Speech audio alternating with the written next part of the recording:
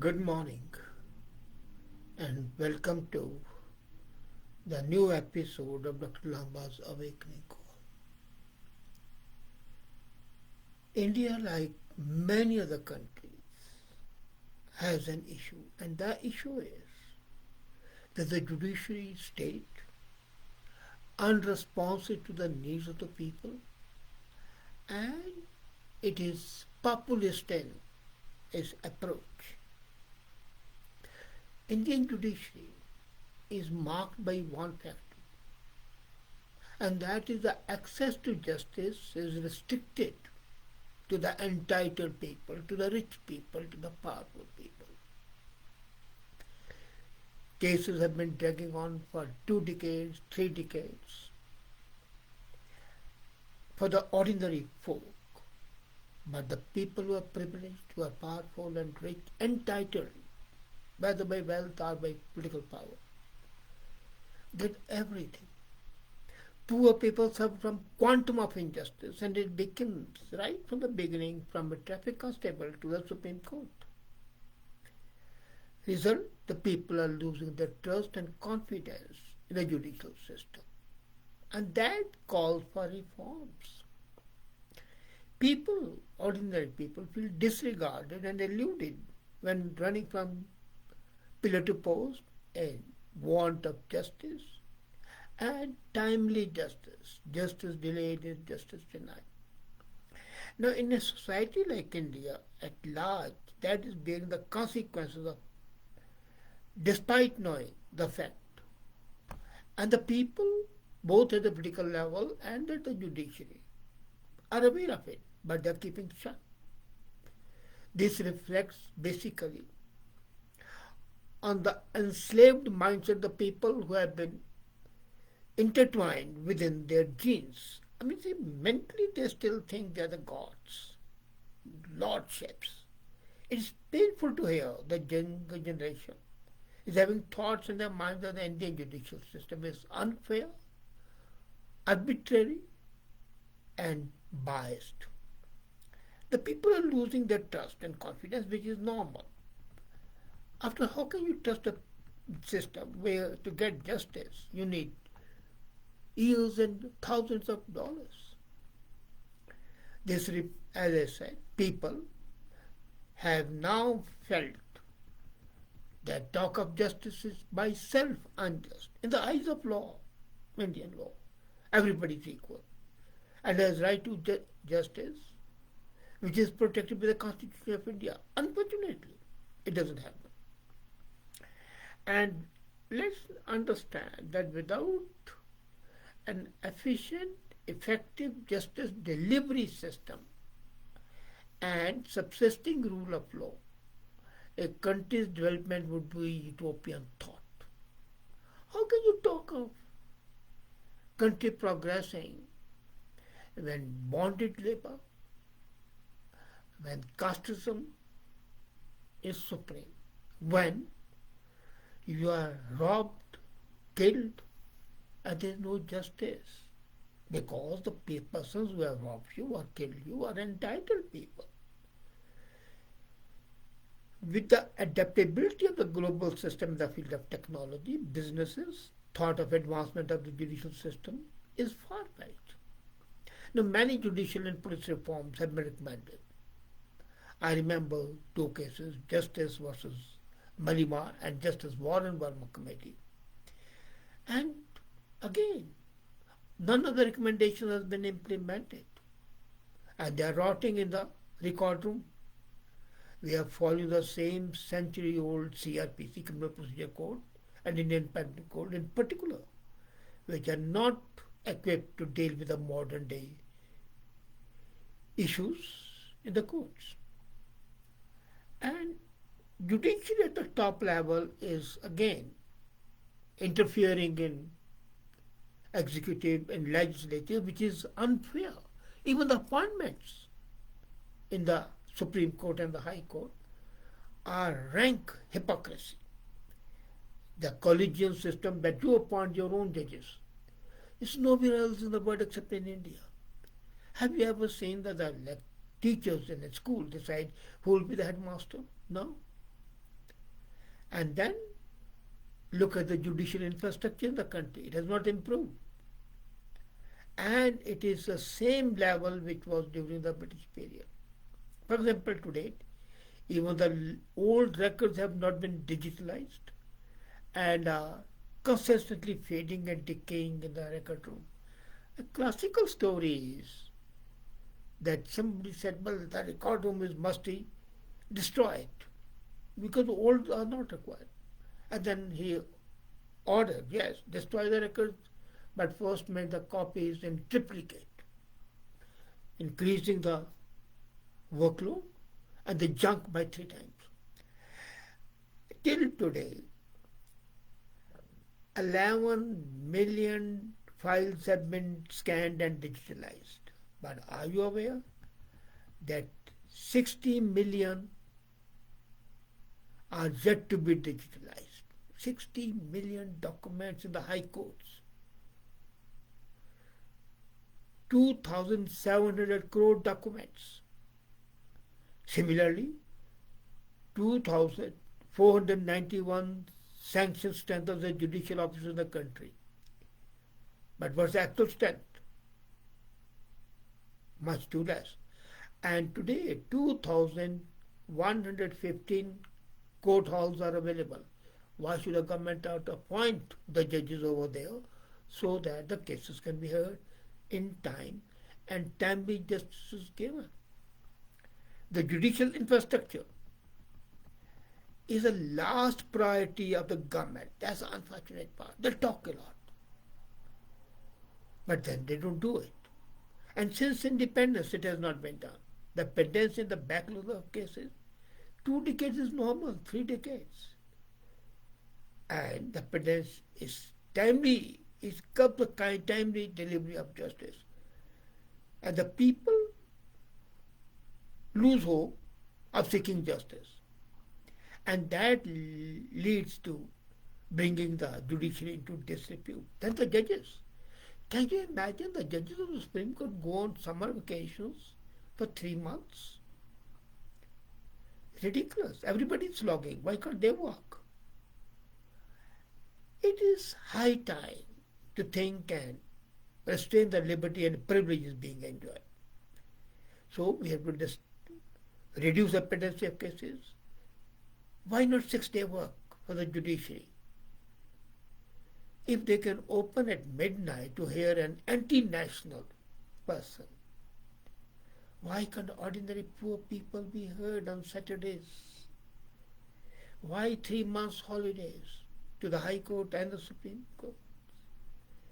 And as a matter of fact, the working hours have to be increased. Here what happens? Working hours are not 8 hours. The court starts at 10 o'clock, closed down at 12 for the lunch, or 1 o'clock for the lunch, 1.5 hours lunch. The judges have the retiring rooms, they go and sleep over there. And at 3 o'clock, 4 o'clock, they leave for home, and then 4 days a week or 5 days a week, and then 3 months holidays. You cannot suppress or ignore the reality. You have to use the technology. One good step taken by the Supreme Court was that the hearings were televised, but it's happening all over. Why should every High Court not have a televised? Transparency. Open.